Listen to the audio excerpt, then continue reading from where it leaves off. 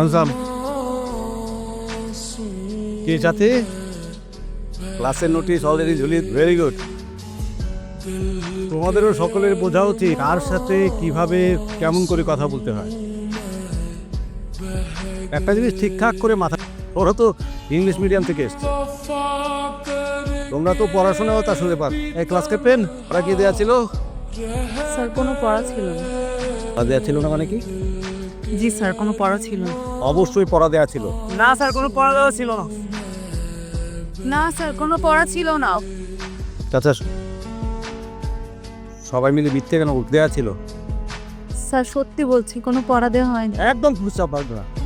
দাও হাতা তো ওইদিকে কি তারা হাত দাও।